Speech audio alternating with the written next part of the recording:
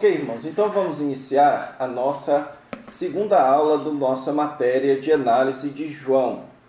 Nessa segunda aula, o que eu quero fazer com vocês é fazer aquilo que tradicionalmente se faz antes de você começar a estudar um livro da Bíblia, que é a parte de introdução àquele livro, que é onde nós vemos aquelas questões introdutórias, tais como o contexto literário, o autor, data, destinatário, o esboço do livro, dentre outras coisas desse gênero, ok? Então isso é extremamente importante para que você tenha aquilo que é chamado de um contexto do livro, para que antes de você analisar as partes do livro, você tenha em mente um contexto geral, para que você tenha em mente a ideia geral do livro e você então possa entender cada parte à luz do todo, ok? Então, nessa aula, nós vamos fazer isso, estudar essa parte introdutória ao Evangelho de João. Só que antes da gente começar a estudar isso, eu preciso fazer algumas considerações aqui. Em primeiro lugar, irmãos, essa nossa introdução, ela servirá ao nosso propósito. E qual é o nosso propósito? O nosso propósito é que você entenda, tenha uma concepção geral e básica do Evangelho de João, para que você possa ler e ensinar o Evangelho de João com propriedade. Obviamente que nós não vamos ser exaustivos, como eu já disse a vocês. Nossa análise do Evangelho de João não vai ser uma análise exaustiva, nós não vamos fazer um comentário aqui, versículo por versículo. Então, consequentemente, a nossa introdução também não vai ser exaustiva. Então, nós não vamos aqui entrar a fundo em cada um dos pontos introdutórios do livro de João, ok? Então, nós não vamos aqui fazer todas as investigações quanto a quem foi o autor, todas as investigações quanto à literatura do livro, ok? Então, para que você tenha isso, eu recomendo a você os livros que foram indicados na nossa aula de apresentação, ok? Outra consideração também é que, assim como a primeira consideração diz que nós vamos seguir o nosso propósito, aqui eu quero também dizer, irmãos, que nós não vamos aqui dialogar com todo aquele pessoal liberal, aquele pessoal que não aceita a inspiração e autoridade das Escrituras. Isso porque hoje em dia, antes, todas as vezes que alguém vai escrever um comentário, alguma obra a respeito de um livro da Bíblia, essa pessoa, o comentarista, o estudioso, destina uma parte a responder aos ataques que o livro tem oferecido. Então, por exemplo, há pessoas que dizem que o Evangelho de João não foi escrito pelo apóstolo João, foi escrito no 2º ou no 3º século. Bem, irmãos, nós não vamos dialogar com esse tipo de crítica, ok? Isso não condiz com o nosso propósito.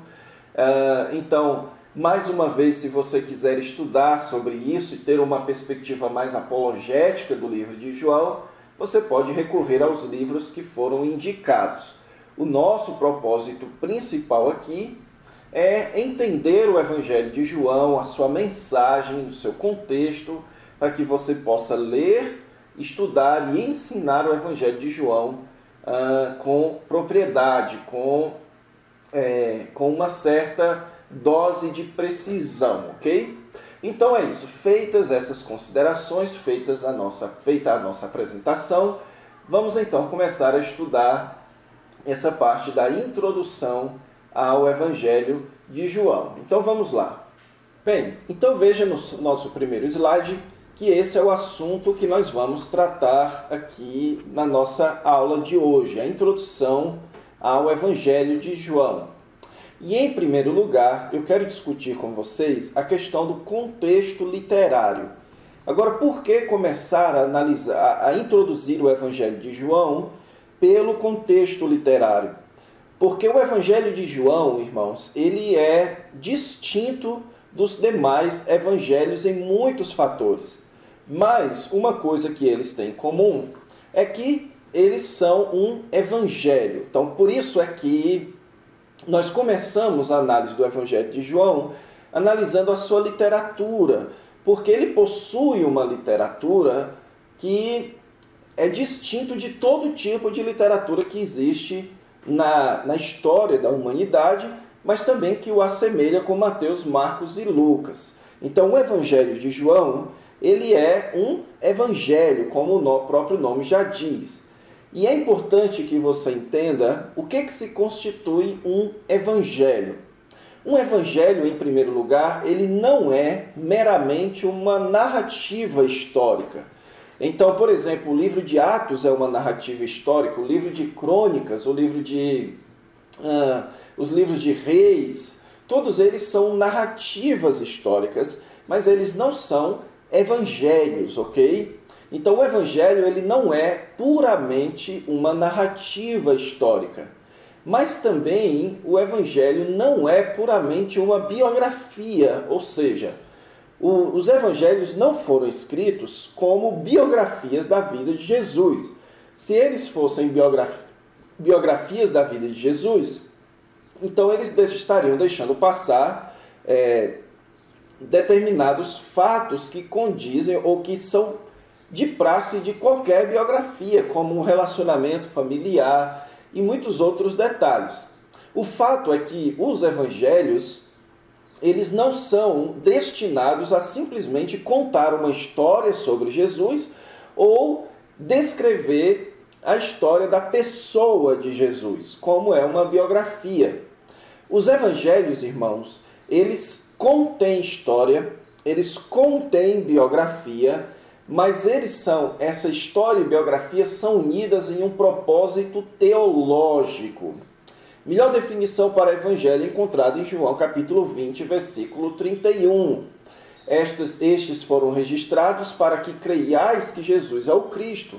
Ou seja, um evangelho é uma história, é uma narrativa contada com o propósito de ensinar teologia. É uma história contada para que você aprenda teologia. É teologia ensinada por meio de história. Mas isso o livro de Atos também é. Então, o que é que distingue o livro de Atos com os evangelhos?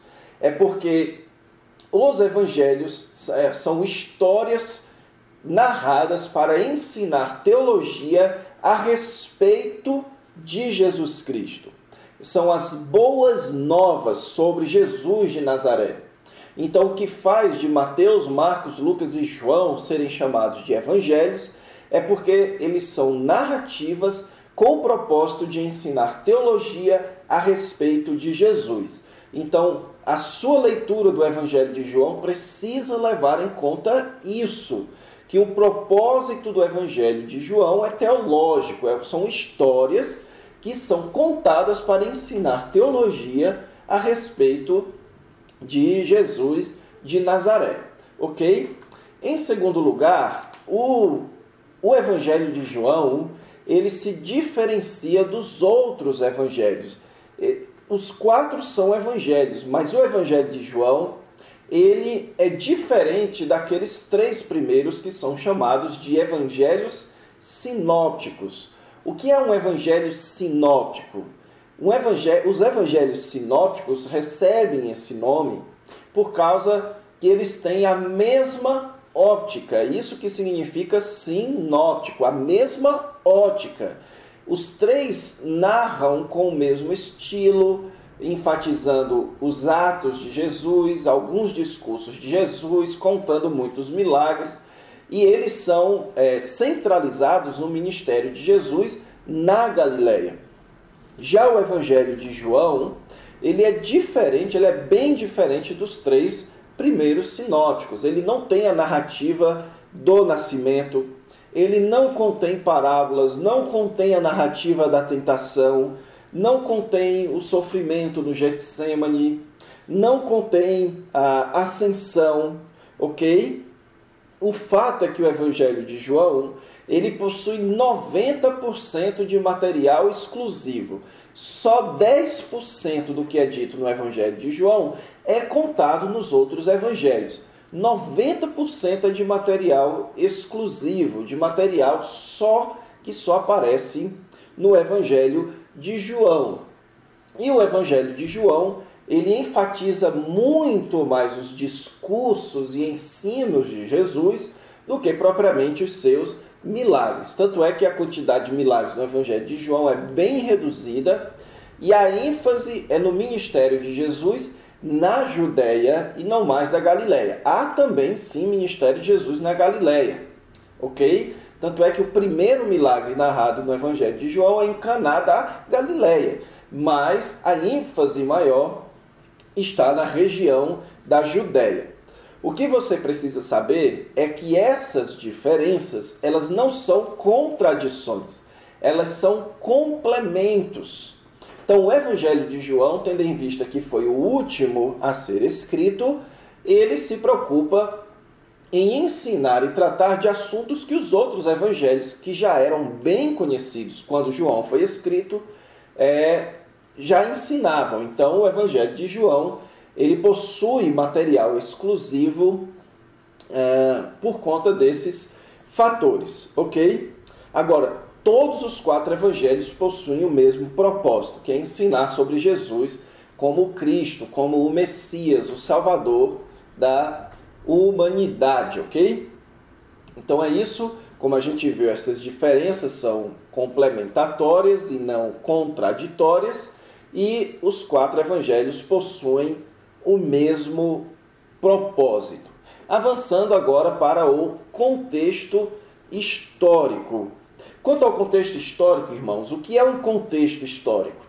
É o que estava por trás, o que está por trás da confecção do livro.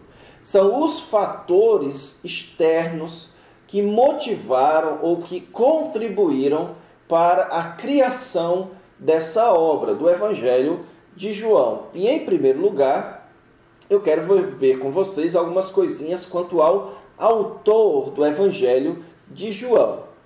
Então, embora o autor do Evangelho de João, assim como o de Lucas, assim como o de Marcos e assim como o de Mateus, o autor, ele não se identifica, ok? Então, não é como, por exemplo, nas cartas paulinas, nas cartas de Pedro, no próprio livro de Apocalipse, onde você tem claramente o autor dizendo quem é que está escrevendo. Nos 4 evangelhos você não tem isso. Porém, há várias evidências que apontam para a autoria do apóstolo João. Como eu disse a vocês, nós não vamos nos aprofundar nisso, mas basicamente há 2 linhas de evidências. Você tem a primeira delas, que é a evidência da tradição da igreja. Então, muito cedo, a tradição da igreja já afirmava no 2º e 3º século que o 4º evangelho foi escrito pelo apóstolo João e que ele estava na cidade de Éfeso quando ele escreveu, ok? Também você tem evidências internas, como é o caso da semelhança de estilo com as cartas joaninas, aquele 1º, 2º e 3ª carta de João.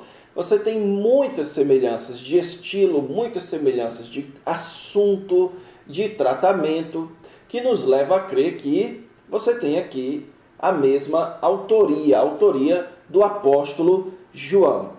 E o apóstolo João, irmãos, como vocês já devem bem saber, ele era um dos 12 apóstolos originais do Senhor Jesus Cristo.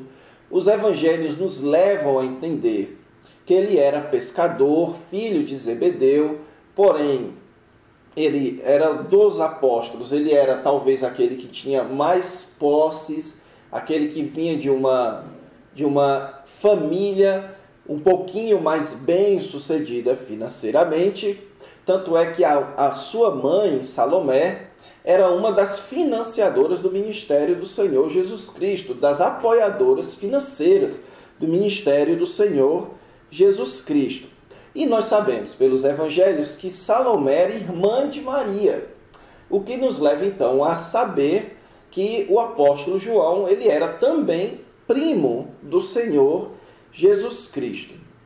E muito cedo o apóstolo João já havia entendido que Jesus era o Messias e o seguido. Nós temos isso na própria narrativa do Evangelho de João, que ele era um dos seguidores de João Batista que trocaram João Batista por Jesus. E João, irmãos, ele fazia parte daquele trio mais próximo de Jesus, que era João, Pedro e Tiago. Mas, pelo que o próprio João conta no Evangelho de João, ele era talvez o mais próximo ainda de Jesus, por conta de designações como o discípulo a quem Jesus amava, o discípulo amado. Isso mostra que ele era um alvo do amor de Jesus, diferenciado dos outros apóstolos, ok? O livro de Atos nos conta que depois da ascensão de Cristo, o apóstolo João se tornou um dos líderes da igreja em Jerusalém, e a história nos conta que depois disso ele foi para a cidade de Éfeso, e foi lá onde ele terminou ou concluiu a sua vida. E naquela região, depois das perseguições, ele foi exilado para a ilha de Patmos, onde escreveu o livro de Apocalipse, ok? Então, João aqui, irmãos, ele é marcado, o apóstolo João, ele é marcado por duas características. Em primeiro lugar, ele é o discípulo do amor.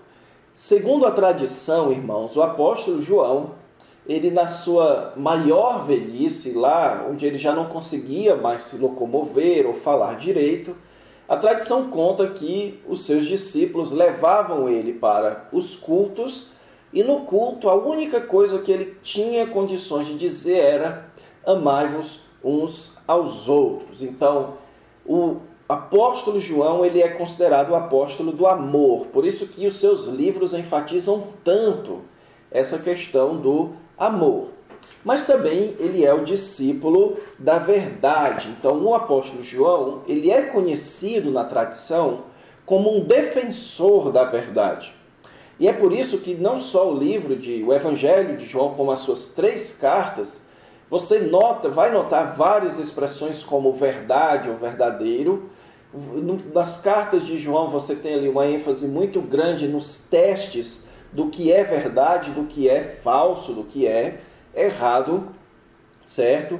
Então o apóstolo João, ele é um defensor da verdade. Então o livro de João, o Evangelho de João, ele contém muito isso de defesa da verdade, de defesa da mensagem a respeito do Senhor Jesus Cristo. Além do autor, a data do Evangelho de João também é muito importante que a gente saiba. O Evangelho de João, irmãos, ele foi escrito da cidade de Éfeso por volta da década de 80 depois de Cristo, ok? Então nós sabemos disso por conta de uma série de indícios, tanto da história da igreja, quanto internos no livro de João, quanto à temática do livro de João. Então vocês vão notar, vão aprender mais à frente, que o Evangelho de João, ele busca substituir todos aqueles rituais e instituições que giravam em torno do templo. O que nos leva a entender que quando João escreveu, os judeus e os gentios já não tinham mais o templo ali em Israel. Então ele foi o último evangelho a ser escrito, o que explica também o fato dele não se preocupar tanto com aquilo que os outros evangelhos já diziam, mas trazer material novo. Então ele foi escrito depois da destruição do templo no ano 70, certo?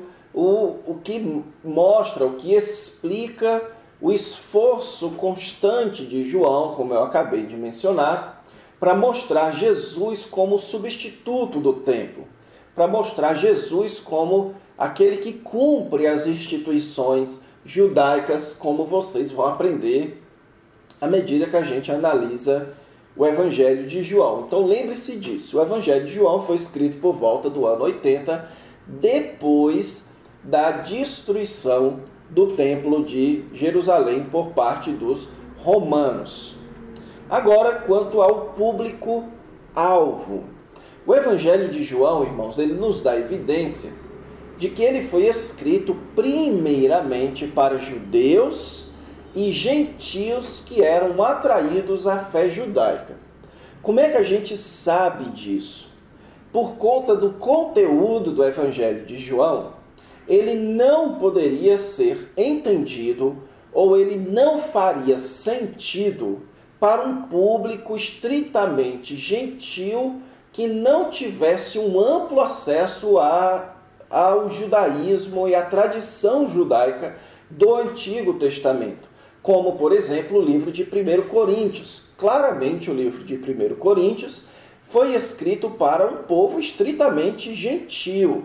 Tanto é que há poucos indícios judaicos no livro, poucos apelos ao Antigo Testamento no livro de 1 Coríntios, ok?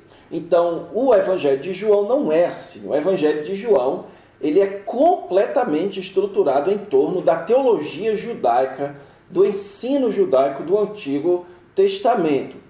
Então, isso nos leva a crer que o público-alvo do Evangelho de João é judeus e gentios prosélitos. O que é um gentio prosélito? É um gentio que conhece a tradição judaica, que é atraído ao judaísmo, mas que é um cristão. Então, o Evangelho de João, ele é dito como sendo um evangelho universal, ou seja, ele é um evangelho escrito tanto para judeus quanto para gentios. Ele provavelmente não foi escrito para uma comunidade específica, mas assim como muitos outros livros do Novo Testamento, ele foi escrito para um grupo, uma série de comunidades, para ser um livro circular, ok? Mas o Evangelho de João pressupõe um público conhecedor do Antigo Testamento, conhecedor das tradições judaicas, como vocês vão ver, não só das tradições, como da geografia judaica e de uma série de coisas. Então, uma série de coisas a respeito da tradição e da história e da teologia e religião dos judeus. Então, entendam isso. O Evangelho de João, ele foi escrito para judeus e gentios prosélitos, para pessoas atraídas à religião judaica, pessoas a quem a destruição do templo atingia diretamente, pessoas a quem o fato do templo ter sido destruído no ano 70, eles foram afetados com essa informação. Algo que um gentio romano, um gentio da Grécia, seria algo irrelevante. Então o apóstolo João está escrevendo para pessoas atraídas à religião judaica, tentando mostrar para elas que a destruição do templo não é o fim da religião delas, porque agora você tem Cristo como substituto do templo. Jesus é aquele enviado por Deus para ser a nossa religião. Então é um propósito evangelístico direcionado para este povo. Quanto às circunstâncias da escrita, nós já mencionamos aqui algumas coisas fundamentais, ok? Em primeiro lugar, você tem a destruição do templo, que foi um evento traumático na história dos judeus e na história daqueles atraídos à religião judaica, certo? O templo, irmãos, ele era o centro da religiosidade dos judeus. Era o templo e a lei eram as duas grandes instituições da tradição judaica, da religião judaica. Então, por meio do templo, você tinha a celebração das festas, da Páscoa, da festa dos tabernáculos, certo? Do chamado Hanukkah. Todas as festas judaicas giravam em torno do templo. E todas as instituições, por exemplo, o ensino da lei, os escribas, os fariseus, o sinédrio, tudo isso também girava em torno do templo. Quando os romanos vieram e destruíram o templo de Jerusalém, aquilo significaria o fim da religião judaica, o fim da religiosidade judaica. É como se os judeus estivessem sem órfãos, aliás, estivessem órfãos, sem condições de celebrar a sua religião, ok? Mas não apenas a destruição do templo, irmãos, como também o grande massacre que os romanos implementaram sobre a nação de Israel. Então isso deixou o povo judeu daquela época, os judeus agora no sentido da religião daquela época, extremamente perplexos, ok? Então, e qual era o assunto ali da sua perplexidade? É que sem o templo, como ficaria a religião judaica? Como os judeus estavam sofrendo tanto sendo o povo de Deus? Por que os judeus estavam passando por tudo aquilo? Então, ali você tem um complexo de sentimentos, de situação que circundava tanto os judeus quanto os gentios atraídos à religião judaica. E o apóstolo João viu nisso uma grandiosa oportunidade de pregar o Evangelho. Ele escreveu o Evangelho para este público em especial, para mostrar que os judeus estavam enganados, que Deus já havia providenciado o verdadeiro templo, a verdadeira instituição da Páscoa, o nosso Cordeiro Pascal, o pão do céu. Deus já havia providenciado a luz do mundo, e não mais a luz do candelabro do templo, a água da vida, e não mais aquela água que era derramada no altar do templo. Então, todos estes fatores foram colocados por João para chamar os judeus a essa nova vida, a essa nova religião centrada na pessoa do Senhor Jesus Cristo, ok? Então, sabendo João que Jesus havia dito que o templo deveria ser substituído pelo próprio Cristo, então ele viu nisso uma grande oportunidade de apresentar a Cristo àqueles que estavam sentindo-se órfãos por não terem mais o seu templo. Então, basicamente, essas são as circunstâncias da escrita do Evangelho de João. Era isso que estava acontecendo quando o Evangelho de João ele foi escrito, ok? Agora, quanto ao propósito do livro. O Evangelho de João, irmãos, ele foi escrito para falar de Jesus como o Cristo. João capítulo 20, versículo 31, nos ajuda muito, porque você tem aqui um livro da Bíblia onde o seu escritor claramente já relata o seu propósito.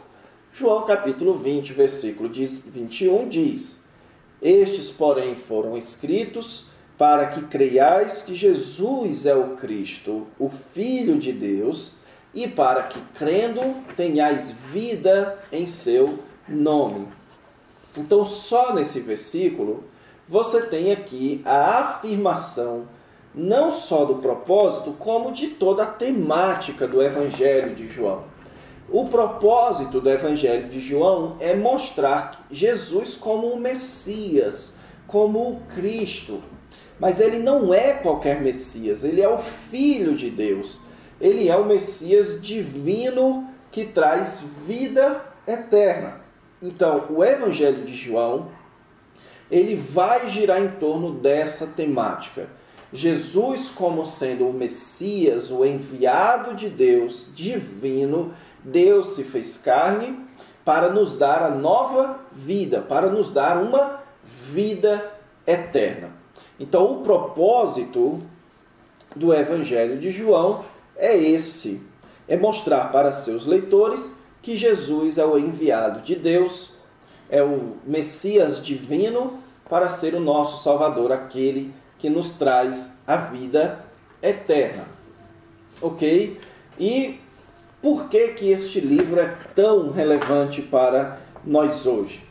Porque nós vivemos em um mundo onde há vários caminhos até Deus, onde as pessoas promulgam uma série de formas diferentes de se chegar até Deus.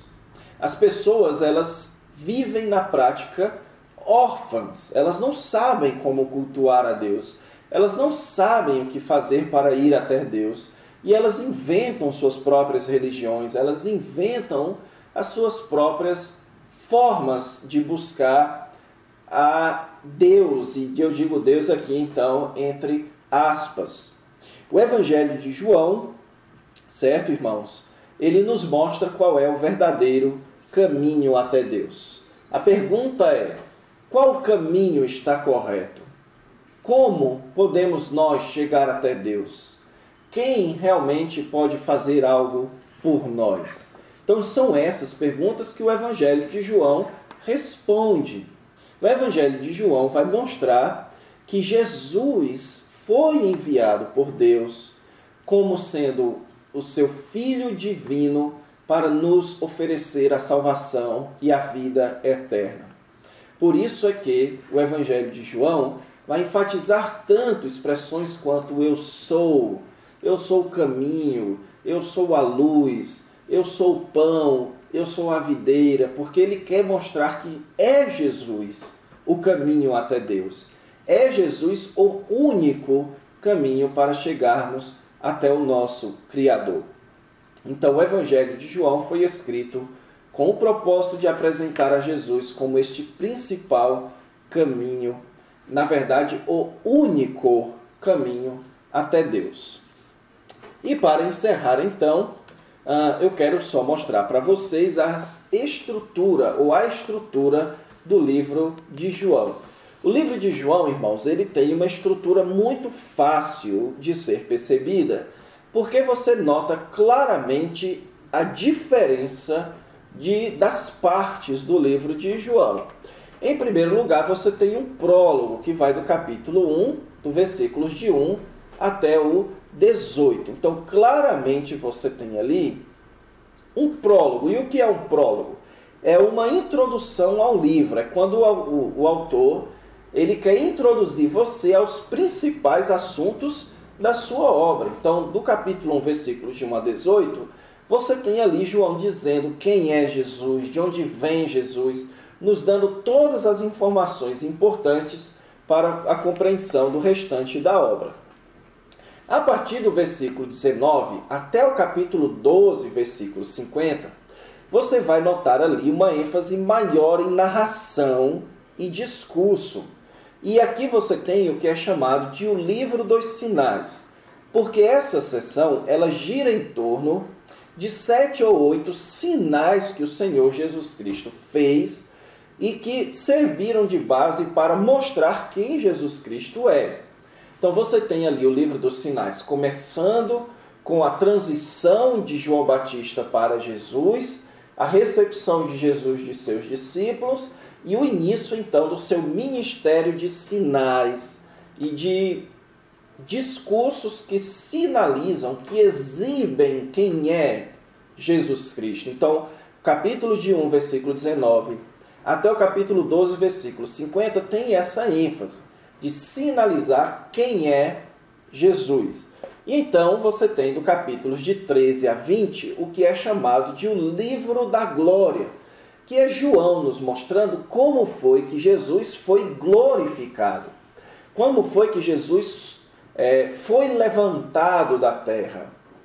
Ou seja, você tem o processo agora, a última semana da vida de Jesus, onde ele ceia com os seus discípulos, ele faz um discurso de despedida, ele então é preso, crucificado, ressuscitado, e então prepara os seus discípulos para a sua jornada sem ele. Você tem aqui o que é chamado de o livro da glória. E o capítulo 21, então, ele serve como um epílogo, que são os comentários finais da obra, certo? E que é onde ele encerra a sua obra, fazendo ali o que é mais ou menos suas considerações finais. Ok, irmãos? Então essa é a introdução que você precisa para entender o livro de João. Na próxima aula, nós vamos começar então a estudar os textos do Evangelho de João. Então fiquem com Deus, Deus vos abençoe e até a próxima aula.